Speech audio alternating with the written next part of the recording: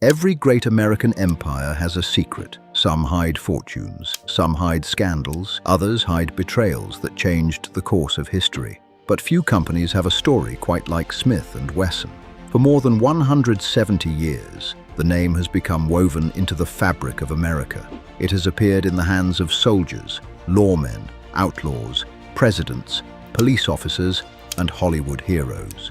It has been praised as one of the greatest names in American manufacturing and condemned as one of the most controversial brands in the country. Yet behind every revolver ever stamped with the Smith & Wesson name lies a story that has almost nothing to do with guns. Instead, it's the story of two ordinary men, two inventors, two families, and an empire that eventually became far bigger than either of them ever imagined. Because building a fortune is difficult, keeping it in the family is even harder. This is the family behind America's firearms empire. This is the Smith & Wesson story. In the early 1850s, America was exploding with opportunity. Railroads were stretching across the country, factories were replacing workshops, and inventors believed almost anything was possible. Among them was a quiet machinist from Massachusetts named Horace Smith. Smith wasn't born into wealth or influence. He earned his reputation through patience, precision, and an obsession with making mechanical devices better than anyone else. Working alongside him would be a younger man named Daniel Baird Wesson. Unlike Smith, Daniel had grown up around firearms. His father was a respected gunsmith, and from childhood he had learned that tiny improvements in design could make enormous differences in performance. The two men met through the growing firearms industry and immediately recognized something familiar in one another. Neither wanted to build ordinary weapons. They wanted to reinvent them. At the time, nearly every handgun relied on loose powder, percussion caps, and slow loading. Firing multiple accurate shots took time, and reloading during a fight could be painfully slow. Smith & Wesson believed the future belonged to something completely different: metallic cartridges. Many experts laughed at the idea. Some claimed the technology would never become reliable. Others insisted customers would never abandon traditional firearms. But history has often been shaped by people willing to ignore experts. Smith & Wesson pushed ahead anyway. Their first venture became the Volcanic Repeating Arms Company. The idea was revolutionary. Instead of stopping after every shot to reload, shooters could fire multiple rounds far more quickly than ever before. Investors became interested. One of those investors was a successful clothing manufacturer named Oliver Winchester. At the time, nobody knew that name would one day become one of Smith & Wesson's greatest rivals. For a brief moment, everything looked promising. But brilliant ideas don't always become successful businesses. The volcanic pistol suffered from serious problems. Its ammunition lacked power. The weapons were expensive to manufacture. Sales never reached expectations. Money disappeared faster than it arrived. Eventually, the company collapsed. For most entrepreneurs, that would have been enough. Years of work had ended in failure. Investors lost confidence. Employees moved on. Even Oliver Winchester decided to take a different path, eventually acquiring the remaining assets and transforming them into what would become the Winchester Repeating Arms Company. Ironically, the failure of one company had created another future giant. Meanwhile, Horace Smith and Daniel Wesson were left with almost nothing except experience. Instead of blaming bad luck, they examined every mistake they had made. They realized their original vision had never actually been wrong, only the execution had failed. If metallic cartridges could be perfected, they believed they would transform firearms forever. So they began again. In 1856, they formed a new company carrying both their names, Smith & Wesson. This time, they focused entirely on building a revolver around metallic cartridge technology. It was an enormous gamble. The pair invested everything they had into creating a firearm unlike anything on the market. Years of experimentation finally produced the Model 1 revolver. Today, it appears modest compared with modern firearms. Back then, it was nothing short of revolutionary. For the first time, ordinary people could buy a practical revolver that fired self-contained metallic cartridges.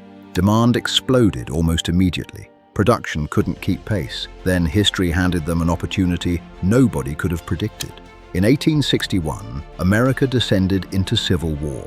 Officers and soldiers wanted reliable sidearms they could trust. Word spread rapidly about the new Smith & Wesson revolvers. Orders flooded into the factory. The tiny company suddenly found itself struggling to satisfy demand from across the country.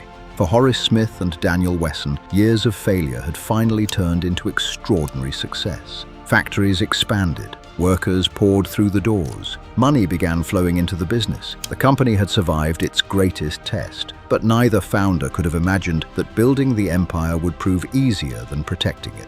Because while the Smith & Wesson name was becoming famous throughout America, the family's greatest challenges were only just beginning. The Civil War transformed Smith & Wesson almost overnight. What had begun as the dream of two determined inventors was becoming one of the fastest-growing manufacturers in America. Their revolvers had earned a reputation for reliability at a time when reliability could mean the difference between life and death. As soldiers returned home, they brought those reputations with them. Lawmen wanted Smith & Wesson.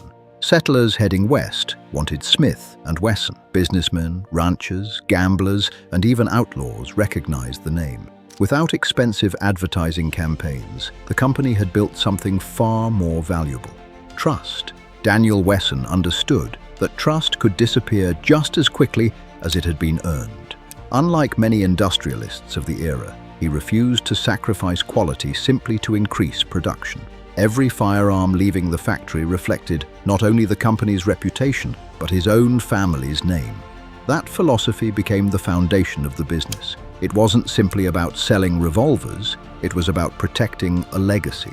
As the years passed, Daniel's family became increasingly involved in the company. Like many successful American businesses of the 19th century, Smith & Wesson wasn't run by distant executives or investment firms.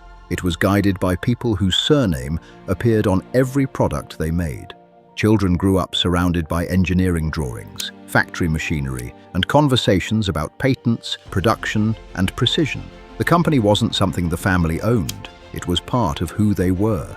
Meanwhile, America continued changing at remarkable speed. The frontier pushed further west, railroads connected distant towns, and every new settlement created demand for dependable firearms. Smith & Wesson expanded alongside the nation itself. Its revolvers traveled across deserts, mountains, and forests. They appeared in mining camps, sheriff's offices, and military outposts. They crossed oceans as foreign governments also began placing orders. The company had become an international name. Success, however, always attracts competition. No rival stood larger than Colt. The battle between the two companies became one of the greatest business rivalries in American manufacturing. Every new design mattered. Every patent became a weapon. Every improvement risked giving one company an advantage over the other. Engineers worked relentlessly to stay ahead. Smith & Wesson introduced stronger frames, faster loading mechanisms, and larger caliber revolvers that quickly became favorites among professionals. The competition forced both companies to innovate at an incredible pace. But innovation came at a price. Larger factories required more workers. New machinery demanded greater investment. Research became increasingly expensive. Daniel Wesson constantly faced decisions that every family business eventually encounters. How much should you risk for future growth? Expand too slowly and competitors leave you behind. Expand too aggressively, and one mistake can destroy everything you've built. For decades, the family managed to strike that balance. Smith & Wesson continued growing while maintaining the reputation that had made it successful in the first place. But time has a way of changing every family business. Founders grow older, children inherit responsibilities, new generations bring different ideas. By the beginning of the 20th century, America barely resembled the country Horace Smith and Daniel Wesson had first entered as ambitious inventors. The Wild West was fading into legend. Large cities were replacing frontier towns. Professional police departments required modern equipment. Military technology advanced at astonishing speed. Once again, Smith & Wesson adapted. The company developed new revolvers, specifically for law enforcement and military use, while continuing to supply civilian customers. Its reputation for craftsmanship remained one of its greatest strengths. But inside the business, a quieter transformation had already begun. The company was becoming too large to operate the way it always had. Managing thousands of employees required new leadership structures. Expansion demanded increasing amounts of capital. Professional managers began taking positions once held by family members. Across America, similar stories unfolded. Families that had built industrial empires slowly discovered that running multinational companies required far more than determination and engineering talent. It required investors, lawyers, boards of directors, corporate executives. Little by little, control started shifting away from the people whose names appeared on the factory walls. The Wesson family still carried enormous influence, but influence isn't the same as ownership, and ownership isn't the same as control. Without fully realizing it, the family had reached the beginning of the greatest challenge they would ever face. Not competition, not financial hardship, not even war. Their greatest battle would be holding on to the empire they had spent generations building. And history would prove that winning that battle was far more difficult than inventing the revolver that made them famous. By the middle of the 20th century, Smith & Wesson had become one of the most recognized manufacturing names in America. But behind the famous brand, the company no longer resembled the family business Horace Smith and Daniel Wesson had built. Ownership changed hands more than once. Investors arrived. Corporate executives replaced family leadership. The Smith family had long since disappeared from the business, and the Wesson family's direct influence gradually faded with each passing decade. It is one of the greatest ironies in American business history. The names remained, the families did not. Yet, despite changing ownership, economic downturns, political pressure, and decades of public controversy, the company survived. Few American brands have endured so many challenges while remaining instantly recognizable around the world. Today, millions of people know the name Smith & Wesson, but very few know the story behind it. The story isn't really about firearms. It's about two inventors who refused to give up after failure. It's about a family determined to protect its reputation for generations, and it's about a lesson that echoes throughout American history. Building an empire is incredibly difficult. Keeping it in the family is even harder. Horace Smith and Daniel Wesson could never have imagined that the company they founded in a small Massachusetts workshop would become a global icon, surviving wars, recessions, changing governments, and almost 2 centuries of history.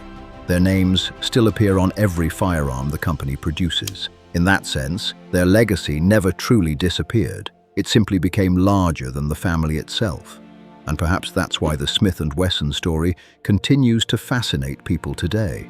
Not because of the products they made, but because behind one of America's most famous brands were 2 ordinary men with an extraordinary idea, whose determination built an empire that outlived them both. This has been Old Money Media. Don't forget to subscribe and write in the comments. Let us know what you think and what you would like us to cover next. Until next time, thank you for watching.